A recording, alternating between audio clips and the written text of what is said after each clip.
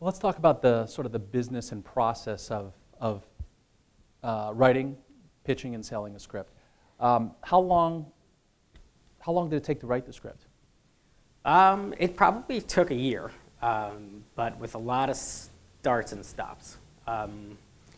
We ended up writing. I've gone 3 months without writing a word, and then I'll write 45 pages in like a day, like just crazy stuff, depending on how insane I was at that time.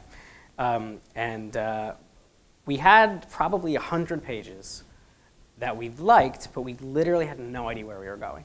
It was like a 100-page first act, and if you're not a film student, you're supposed to write like 3 acts, and the first one's 30-ish, the second one is to get you to page 80-something, and then you have your last 25 pages or whatever it is. And we had 100 pages, and we were just starting. We didn't know where we were going. We didn't have a point. Because there was no point. I was sitting there being like, woe is me. Everything's horrible.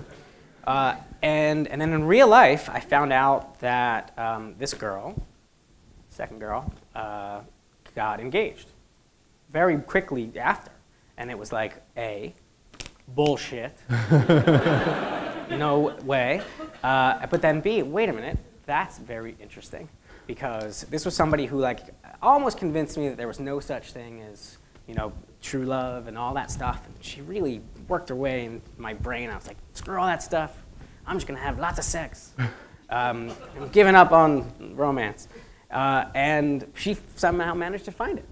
And it was really interesting because that was like a kind of a hopeful thing, as horrible as it was at the time. And I realized that that's the movie. Like the movie was not that this person is the one or any of that stuff. It's just like the moment in which you say there's no such thing, you realize that there's no such thing as no such thing. And that's life. And it was kind of a cool thing. And wrote it real quickly after. And then we were like, I came up with the ending, which some people like and I like. I don't know if everybody likes it. And it was just sort of like, I don't know, it made sense. It took a year to figure that out because another real thing had to happen. 'Cause I have no imagination, basically. And another real thing had to happen for me to figure out where I was going with the script. What do you mean no imagination? You were an architect in the movie. That's the only fiction involved in the whole thing. And so I guess you're thankful that she found someone and got engaged. Yes. That feels great. That's good for her. Like, it gave you closure. That's a good thing. Yeah, no, it's awesome. I think it's really good. It's very important. Talk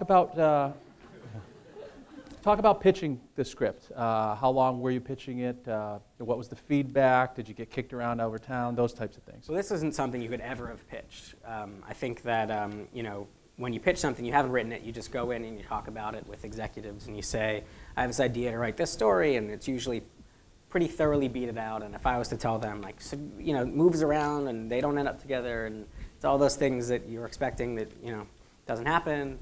Every successful romantic comedy you've ever seen is nothing like those.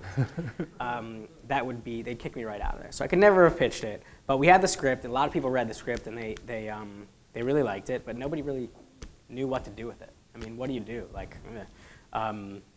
And we got really lucky because it sat around for a really long time, and finally Fox Searchlight stepped up and said, all right, we'll option it, and we'll see if we can figure out what to do in a year.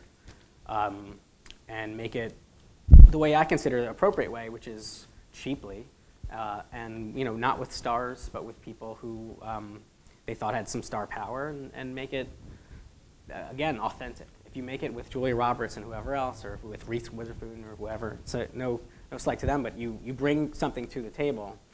When you see it, you've seen them do this kind of a thing in something else, and it might cloud your judgment. Whereas this, to me, always felt like, oh, this is very sort of fresh and feels legitimate.